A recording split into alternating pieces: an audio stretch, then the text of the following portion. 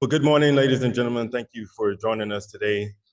My name is Christian Brock. I'm the CEO for Elected Officials to Protect America.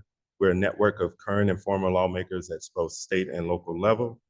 Today, we're honored to be here in the great state of Georgia, being hosted by Representative Sandra as we conduct our national or Eastern electric vehicle and public health safety tour, where we are highlighting the benefits of electric vehicles and the transition to renewable energy. As I said, EOPA, as I get loud, EOPA is bringing out this awareness, primarily focused on the impacts on public health and justice for their communities.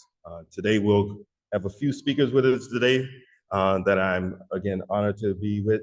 And today, we'll just kind of go through our press conference. At some point, we'll take some questions from the audience. But without further ado, I'd like to introduce State Representative Sandra Scott. Thank you.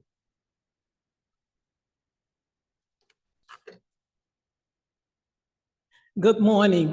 I'm State Representative Sandra G. Scott, the Chief Deputy Whip of the House Democratic Caucus serving Clayton County. We all are used to our city being hot, but now with the climate crisis, heat and precipitation put us at risk of fires and floods. About 7% of our buildings are at risk from wildfire. And while that risk level is relatively low, about 14% are at risk from flooding. That risk level is high. Homes, neighbors, and lives are threatened by extreme weather. The worst being the heat waves, the silent killer. We have a more imperative to take action to protect our citizens from the dangers caused by the fossil fuel-driven climate crisis. We're here today at the invitation of elected officials to protect America to speak about the importance of transitioning to using 100% clean electrical energy for our health, energy security, and prosperity. EOPA is here on an educational, health, and energy security electric vehicle tour because an important avenue on the road to this imperative clean energy goal is to transition from gas-powered vehicles to electric vehicles. With vehicle emissions amounting to at least 25% of the greenhouse gas that fuels the climate crisis, we need to accelerate that transition by helping our communities plug into the incentives from the Inflation Reduction Act.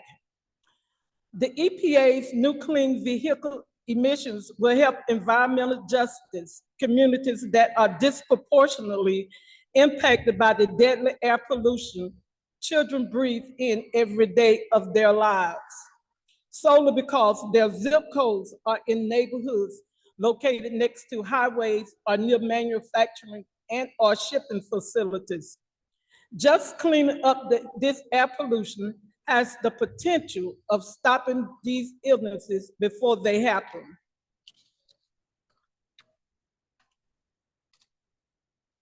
However, the transition to EVs will take time.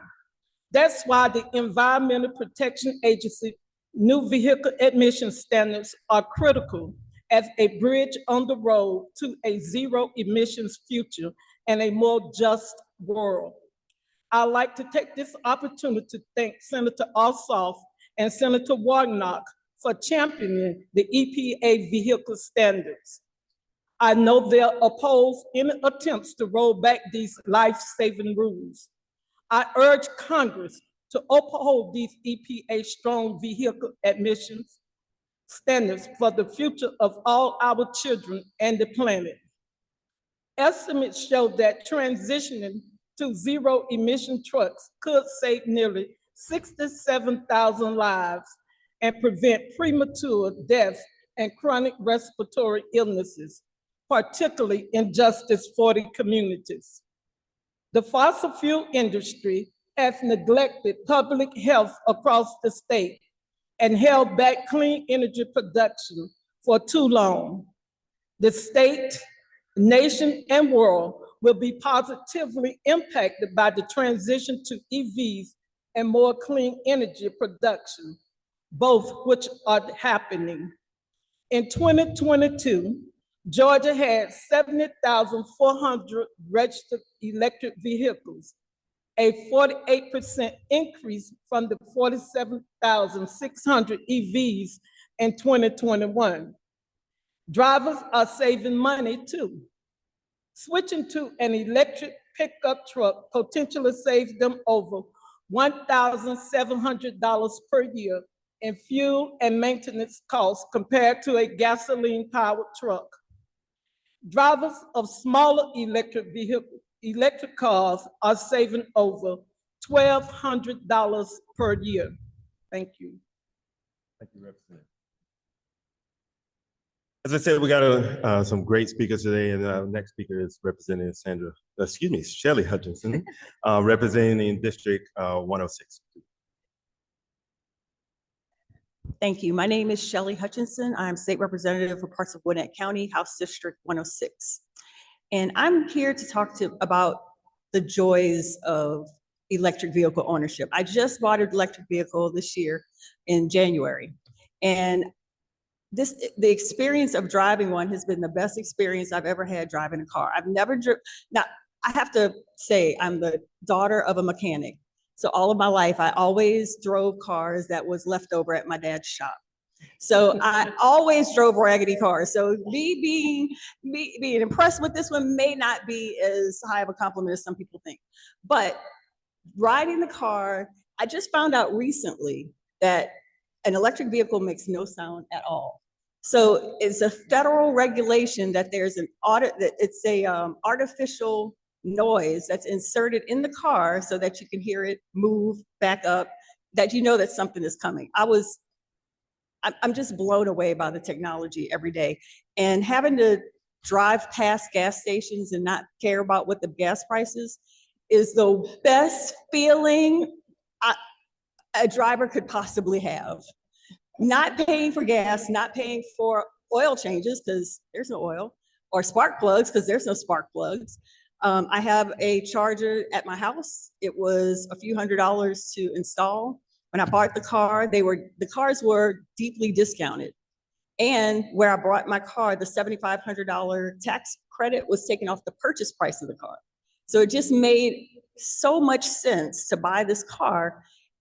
And I wish I did it earlier. But I would say the number one question I get is, what do you do about chargers? Like, what if you're on a long road trip? Well, first of all, I'm not a road trip kind of person. So I wasn't real worried about that. But in the car, there's a map that shows you where the charges are. It's just like gas. If you're running low, you find a station and you fill up, and that's what we do. But I'm really impressed. I would love to see more chargers. I was just talking about going to the airport thinking I would charge while I was gone, and all of them were full. Well, at the airport, nobody's coming out in 5 minutes, so you can't wait. And if they're all full, you're just kind of out of luck. So I'd love to see that addressed, more chargers. We have some across the street from the Capitol, which I use all the time. It's been a great experience, and I wanted to let families know that this is doable, and it does save a lot of money and effort and stress.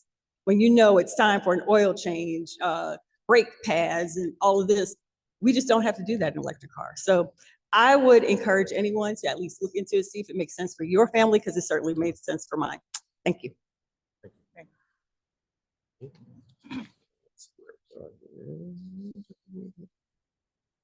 Next up, we do have a couple of representatives that were unable to, for unforeseen things, unable to join us today.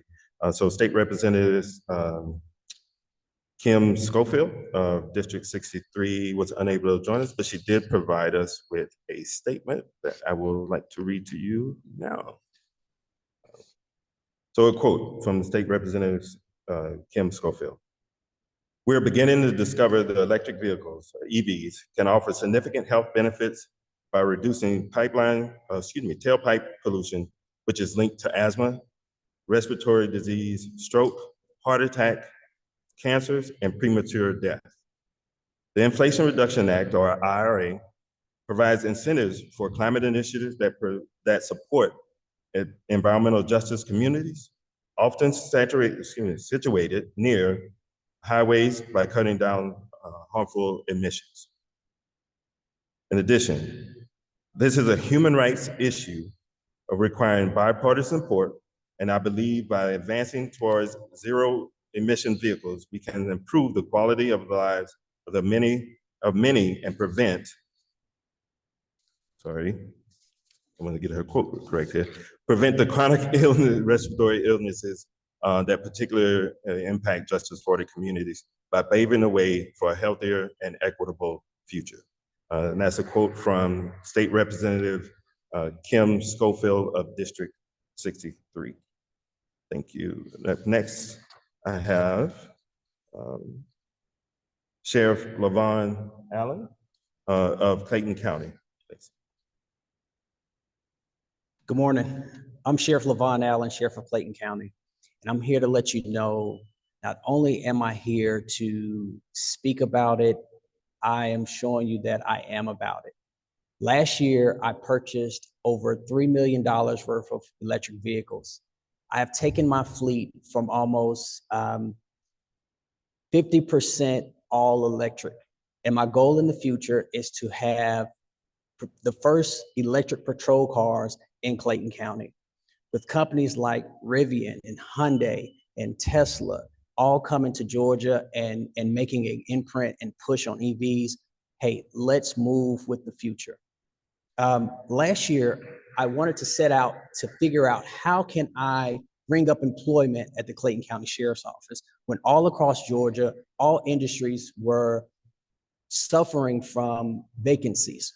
Well, what I did was researched an incentive program for retention and recruitment, and I purchased 99 Chevy Bolts, partnering with Chevy, and we issued them out as take-home cars for our employees. With much criticism, the things that you have heard here today of why it's important to move to electric vehicles, it was a no-brainer. Even with the challenges of the county not supporting the infrastructure of the charging stations, the employees were so excited about the initiative and about the environment that they told me, Sheriff, if you get the cars, we will pay ourselves for the energy. We will install stations at our homes on our own. So it is very important that we receive state and federal help along with our county to get the infrastructure for charging. As you go through Clayton County, you see Chick-fil-A has charging stations. You see the Board of Education has implemented charging stations at every high school. You see that there's different hotels that have charging stations. You see the city of Morrow has charging stations. The city of Lake City has charging stations. And we as a whole need to move forward and provide the infrastructure for the future. Thank you so much. Thank you. Sorry.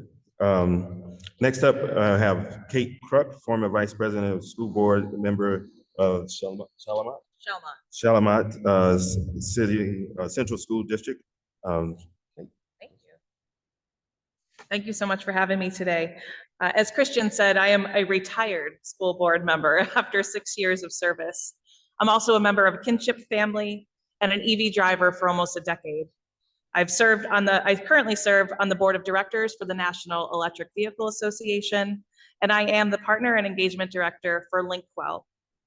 I wear a lot of hats, with one overarching theme: to encourage others to adapt to change and leave things in a better place than it was.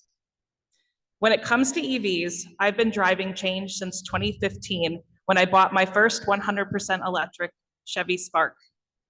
Even then, I was breaking the stereotype that EVs are not affordable, something we started to talk about today. That car is the best car I've ever owned. It was $15,000 with a $7,500 rebate. Yeah, math that. Like many considering the switch, I took a real look at the driving that I did, and it wasn't anything extreme. I went to work. I went to pick up my kids at school. I went to appointments. I averaged maybe 40 miles a day. And the Spark got about 90 miles of range. And that's exactly all I needed and very much what I could afford. Today's EVs average about 250 to over 300 miles. In Georgia, the average driver's annual mileage is a little over 18,000 miles, or about 50 miles a day. Plenty to get you where you need to go and not even plug in every day. One barrier I hear about transitioning to electric mobility is the lack of infrastructure, something we've already heard. And while access to EV charging stations has improved in the last decade, making it possible for me to drive my Ford Lightning F-150 1,800 miles on this tour alone, and another 1,000 miles to head back home, there is more work to be done. As the daughter of a Navy Seabee, I was raised with a deep respect for American engineering and building needed infrastructure. It makes me proud to be working for a New York-based company that is providing solutions to today's EV infrastructure needs. We collaborate with partners in public and private entities to provide EV charging at workplaces, schools, communities, commercial, and government fleets, all the places that support adoption to e-mobility. Investing in domestic solutions for EV infrastructure, hardware, and software allows for job creation. Developing and manufacturing EV infrastructure domestically can create numerous jobs, boosting our own economy. Green energy technology careers are rapidly expanding, and workforce needs in this industry are rapidly increasing. Students and communities, the students especially that I've been working with over my time at school board, need to understand that there are good paying careers in this industry. And elected officials can support businesses who are creating products and services here in the United States. Doing so enhances our security, a main component of this tour. Relying on domestic solutions reduces dependency on foreign suppliers, enhancing national security. Also, economic growth. Investing in domestic industry stimulates economic growth and innovation within our own country. For example, our business has been named for the Inc. 5000 fastest growing businesses for the past 2 years, with no expectation to slow down. It also produces technological leadership. It positions the US as a country of leaders in EV technology, fostering advancements and setting industry standards. And of course, again, support for local business. Encouraging domestic solutions supports local businesses and the broader supply chain within our country. And when accessing government contracts and purchasing for fleet or municipal investments, I encourage folks to do their homework as leaders and keep those funding dollars in supporting the American economy. I want to thank you all for coming today. I want to thank my team at Linkwell for providing me the opportunity to be part of this tour, and also recognize the Electric Vehicle Association for their commitment to coming today and having real EV drivers showcase their experience. Thank you so much for having me, and I look forward to seeing everybody outside to take a look at the vehicles today. Thanks, Kate. Thank you. So one of the things I really love about Atlanta and Georgia as a whole is when the elected officials come out to fight for their community. Sometimes they can take an opportunity to demonstrate just how important their community and the people that they are representing is to them. So I'd like to invite Chairman Carlotta Harrell of Henry County, to come up and speak. Again, this does my heart good that you joined us. I'm really honored that you joined us today. If you would please give us a speak. Well, first of all, anything for Representative Sandra Scott. You know, my name is Carlotta Harrell, and I am the chairwoman of the Henry County Board of Commissioners. And local governments, municipal and county governments, are always looking for ways that we can save money for our constituents, for our taxpayers, and in our prospective communities. And as we move forward in Henry County and proceed with our fleet replacement, we are looking at electric vehicles to be able to do that. We have 32 departments within our local government, and being able to do fleet replacement to electric vehicles could save money. And that's what it's about, is that how can we continue still to provide the level of service that our constituents deserve, but also at a cost savings. And so I'm happy to be here today and excited to see the tour and see how this can greatly impact our community, both from the city level as well as the county level. We are looking to see what we can do to save money and also to protect our environment. We have a lot of children, you know, in the metro area and probably across the country that suffer with respiratory issues. And so how can we do our part in making sure that we're making a difference in climate change by supporting electric vehicles? So happy to be here today. Thank you, Representative Scott, for inviting me and allowing me to take part in this. Thank you. Thank you, Chair. Oh, sorry. In addition to that, Mayor Burke of Clarkston, if you come forward, ma'am. Thank you all. My name is Mayor Beverly H. Burks, and I am mayor for the city of Clarkston, one of the most diverse cities per square mile. But more importantly, I'm a climate mayor. And so it's very important for me to emphasize why we need to have electric vehicles. We are changing from our city to going from hybrid, and we're looking at making sure that we have an electric fleet of cars as well. We're moving towards that. But additionally, we've put charging stations in our community because we wanted to make sure that people from a tourism perspective had a place to charge, right? And so as you think about it from an economics perspective, it's imperative that cities think of how are we taking care of our residents, but also how are we using this as an opportunity for tourism and attracting people to our city. And so having charging stations and making sure that we accommodate our residents and everyone around us is so important. As a smaller city or a medium city, you're never too small to start.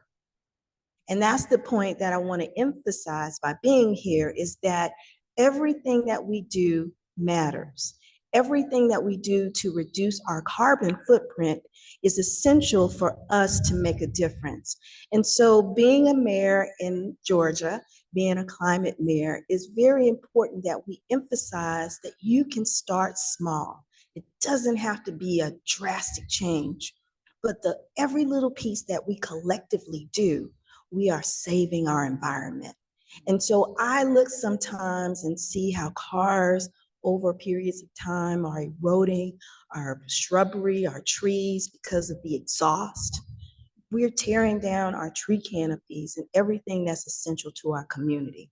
But by us looking at how we can have electric vehicles and making sure that we provide the resources around it, we are encouraging not only us, but our future generations to make sure that they put our environment first. So I'm very grateful to be here to make sure that we are conscious about what we do, that we're accountable as elected leaders to do our part in making sure that we make a better place for generations to come. Thank you. Thank you, Mayor. As I mentioned, one of the things you see here is about service. As a military veteran, I understand service, and I'm grateful for you all's service and continuing to use communities and those that you're fighting for. The next gentleman we'll introduce is a good friend of mine who is also a military veteran and former Maine State Representative, Alex Cornell du Houx, who co-founded EOPA. Alex. Thank you, Christian, and thank you everyone for coming out today. I really very much appreciate it. As Christian stated, I served in the Marine Corps, and like many in elected officials to protect America, the way we came to working on these issues was because of our time on the front lines of climate change. and seen it firsthand. For me, that started really when I was deployed out to Iraq. And I came across a line of cars, trucks, tractors, really as far as the eye could see. And it was dusk, so we couldn't see what they were lining up for. And as we got closer, it became apparent that they were lining up for oil and gas. And it really struck me that they were willing to risk their lives, put it in a very compact area, and then in fact riot against us because there was a curfew for this single source of energy. And then likewise, and reflecting upon that later, how the US and other nations are dependent on this single source of energy that is a majority coming from autocratic dictators in OPEC, which is OPEC is 100% dictators. OPEC Plus is almost 100% dictators. And because we're in a global oil market, the US can't extract itself from that without billions and billions in investment in refineries. So whether we like it or not, we're still receiving oil from folks like Putin who invaded Ukraine. And the number one thing we can do to make the world a safer place when it comes to international security and national security is reduce our dependence on fossil fuels. And at the same time, it provides a much healthier environment for our kids, for ourselves, particularly in areas that have been underrepresented, where freeways have gone through, and it's really hard to breathe. And so it's win, win, win, win. And another one of these winnings is the economic benefit, right? The other side is really good at putting this out there, particularly saying, hey, EVs are just more expensive. They're you can never afford one. It's only for the rich. Well, if you look at the list of EVs available right now, you can count 11 of them that are under $35,000 with the $7,500 instant credit. The average new price of a car right now is $48,000 for gas, right? So instantly right now, it's less expensive. And then over the life of the car, it's less expensive because we don't have to replace the brake pedals. We don't have to do the oil changes, and the maintenance is so much easier because you have like 20 moving parts versus 200. So, and then when it comes to the actual gas savings, right? It's $1,700 for a truck, as was mentioned earlier, to $1,200 a year for a smaller vehicle. So it's significant, the savings that can actually go back into the communities, because when we invest that money into the community and spend it in local businesses, it's not going out to places like Saudi Arabia and Putin. It's coming back to our own communities.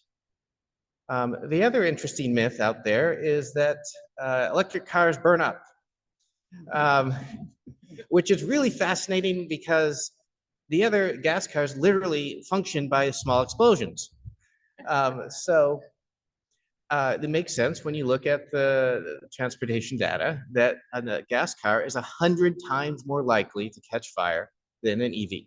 That's just the facts out there when you look at what's happened since we've implemented EVs. 100 times more likely to catch fire if you have a gas vehicle than an electric vehicle. The other bit right now is really fascinating how amazing the technology is shifting to support and do this in a responsible manner. We don't actually need to source it if we choose and be deliberate about sourcing the minerals we need from nations that are dependent, right? And not taking care of their workers. We're at an interesting point right now. We could choose to do that, or we could go down the same route as being dependent on autocratic dictators. So for instance, there's enough lithium in the Salton Sea in California for 300 million electric vehicles. That's more than the amount of EVs in the US right now. And salt batteries, actually running off of salt, which is everywhere, there's already gigafactories producing those. We have the 4th largest cobalt reserves here, but then again, we're phasing that out in many of the batteries. Right? So it's pretty amazing how quickly the technology is changing to ensure that the environmental justice portion of this is keeping track with the health benefits, with the economic benefits to the communities. And finally, I just like to say, during this tour, it's actually been a joy to drive we just came from Huntsville, Alabama to here, and it's a lot of smaller, beautiful roads. And driving the EV on that it's a joy because the center of gravity is low, right? And the performance is instant, right? The engine's right on the wheel. So the torque's instant, which is actually, it makes it safer too. That's the other thing about them. they're tremendously and record-breakingly more safe. EVs are when you compare them to gas accidents. So overall, it's win-win-win-win, and we're so grateful that everyone here is taking the time to come out on this extremely hot day, record-setting. Another example why we need to implement electric vehicles, given 25% of our climate pollution is coming from the transportation sector. So thank you again, and pass it back to Christian. Thank you, Alex. Let me just put I'm on track here. Yes, we are. So thank you all for joining us. So we're at the comments, and you can understand now why the elected officials standing here with me, why they're here speaking on EVs and really talking about protecting the people in their communities. Public health, we may not have, if that didn't come across, understand this is not about just the vehicle or the access to the vehicle. This is about the people in those communities that you all represent. And I applaud you in the initiative that you're taking, the advancement in technology for that. So next to the phase, we'll take a few questions from the audience. We both have folks here, and we'll have a few questions online. And let me see, we actually have a few questions here already. First question, is there or are there any incentives for electric vehicles in Georgia? If yes, what are some of those? What are some of the top ones? Incentives? Incentives? Yeah. So the incentive that that I'm aware of is the $7,500, which is huge, and it's a tax credit for the companies that are approved with the government, for lack of a better word, like Tesla. You get the $7,500 from your tax credit with Tesla. I bought a Hyundai. Hyundai took $7,500 off the purchase price of the car, and for me, that was enough of an incentive to buy it. So those are the incentives for me that worked. And our power company does give a discount on our electricity because we have a charger at the house. So those are the incentives that I'm aware of. Also, as part of the Inflation Reduction Act, I believe there is also a federal $4,000 tax credit that's available across the country for used electric vehicles. So again, there's certain qualifications, but the majority of electric vehicles that are used, as long as it's the first time that that vehicle is being resold, and it has to be resold through a qualified vendor, just like their other credit. So it can't be, unfortunately, like a personal trade. But if you do go to a dealership, as long as they are registered with the IRS, you can take that $4,000 off the purchase price of a used electric vehicle. Again, check it out. There's also the Electric Vehicle Association has a full webinar about that tax credit too. So you can go to their myeva.org and check out the webinar and check out all the information about the different qualifiers between the $7,500 and the $4,000. Thank you. Any other comments? Next question. What are some of the benefits of the IRA? I think we just kind of covered this, specifically for Justice 40 community. So for many of you that may not understand what Justice 40 community is, there's those communities that have been historically underinvested in. Many of those communities are going to be Black and Brown communities in areas, as we spoke earlier, that are most impacted by fossil fuel pollution or just even, in some cases, waste dumping. So the Biden-Harris administration has made it a point to focus a lot of the IRA investments on supporting, improving, or investing in Justice 40's communities to bring them or restore them to a competitive or equitable level. So again, the question was, what are some of the specific benefits of the IRA? And Alex, you may have some comments on this. So you got it. All right, good. Other questions are there new, are there EPA new emission standards towards being implemented in the state of Georgia, and what are some of the challenges with implementing those standards? So so no, it's looking good in Georgia, which is great. Question, and this one's open to, what are some of your thoughts on Georgia becoming the first undisputed EV capital of the nation in line with the governor's plans? She's like, yeah, I'll take that one. Okay. Yeah. What is your thoughts on Georgia becoming the undisputed EV capital of the nation in accordance with the governor's plan? Wow, that would be great. Well, you know, Georgia always looked to be first in doing things. You know, we're the best in bringing business to Georgia, so this need to be one of the first, becoming the first state to do EVs and have EV vehicles and cars all over Georgia. That would be a number one thing that we need to do, Governor Kemp. So we are hoping that we can get all of our state and local cities and governments to go EV. They just look at the changes that it will make, and definitely with the lives of our children from asthma. And you think about it now that a lot of seniors are coming down with respiratory problems, and it all because of the air that we're getting every day. So the more electric vehicles we get, the more clean air we will have. So we are looking forward to Georgia becoming the #1 state in EVs. So again, we will be championing that coming this session, EVs, EVs, EVs for the state, city, and local governments all across the state of Georgia. If we could just get them to buy in, I think we'll be a winner. And so that's what we're looking forward to.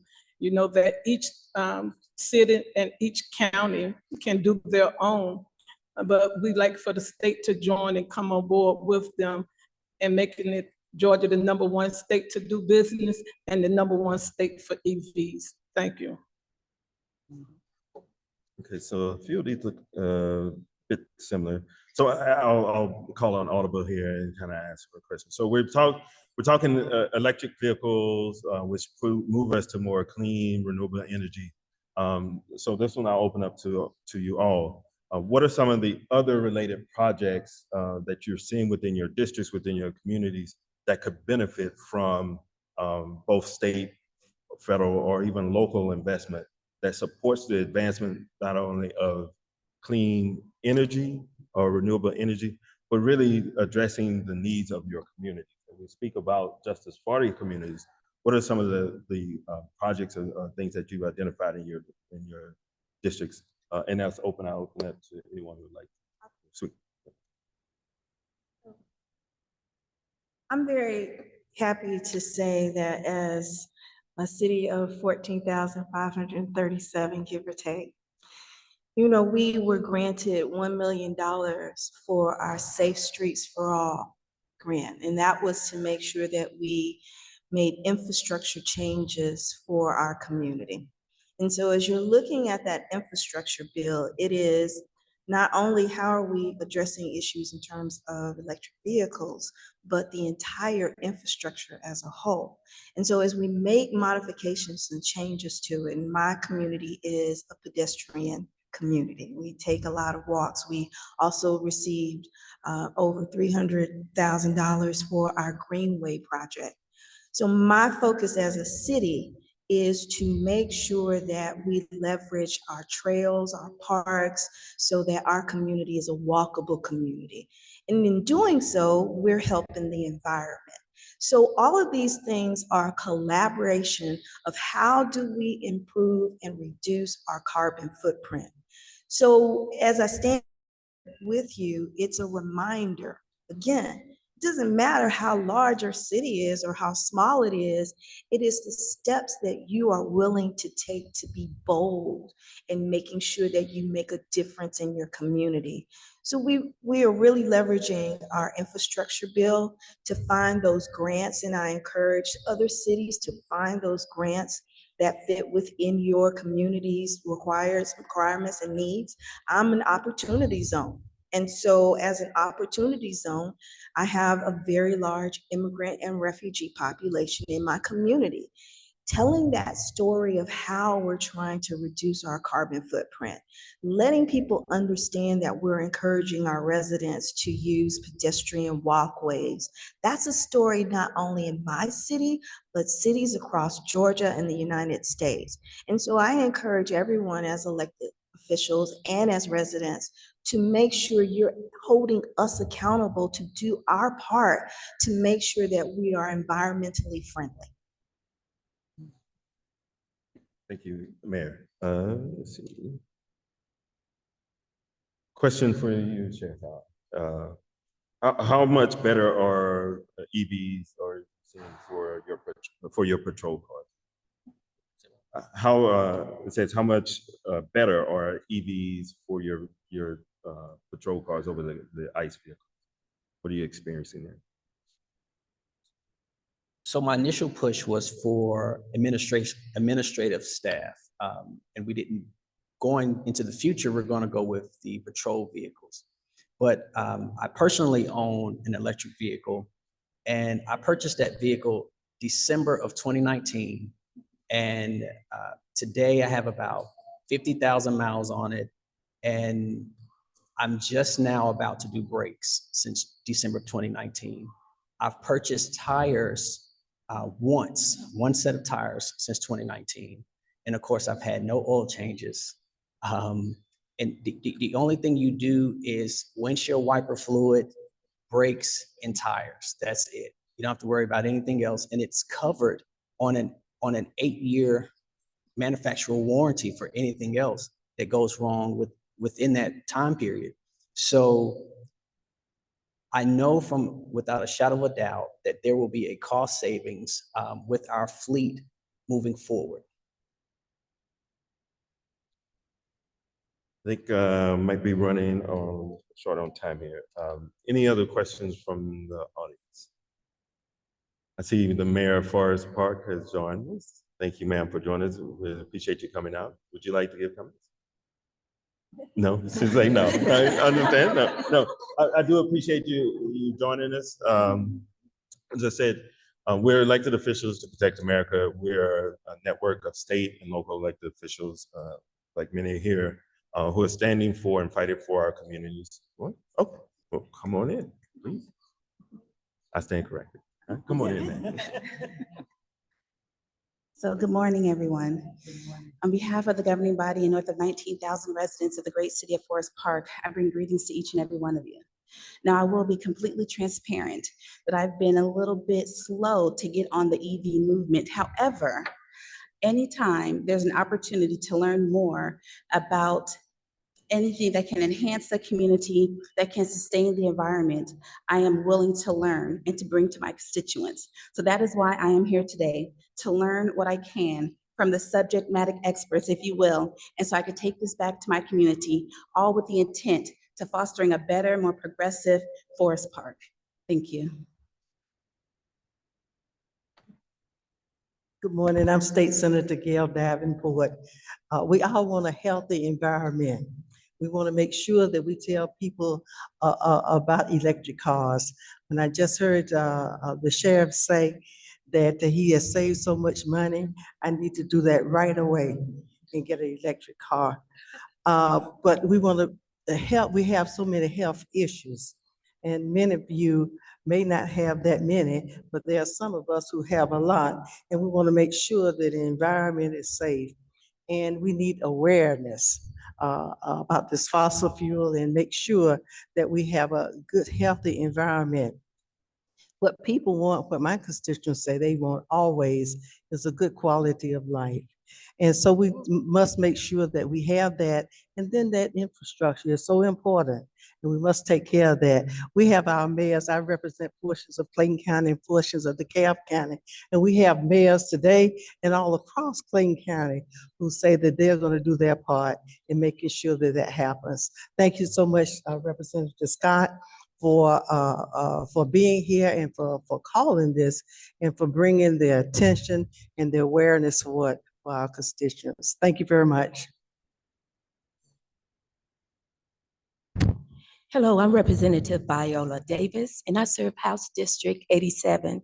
I want to just basically say my district is an underserved, under-resourced area with a lot of environmental justice issues. So anything that we can do to improve the environment is going to help my constituency across the board. But more than anything, it's going to help the future generations yet to be born. And to bring another aspect to this, the workforce. I have a number of students that now want to get involved in electricity. They want to be electricians. They want to be able to work on these vehicles. They want to learn about the computer system of these vehicles. So we are really creating a new workforce in a whole new direction with very good jobs that pay high salaries. So you can't escape the positive movement with getting involved with electrical vehicles. Thank you, Representative. As we've said several times here today, EVs themselves are just one component of improving the environment for us all. As you've heard, there are many benefits from public health, energy security, economic opportunities for job creation, both in many sectors as we expand our manufacturing, the US-based manufacturing for EVs and other components of EVs. So I want to thank you again, Representative Scott, for hosting us and calling us here together.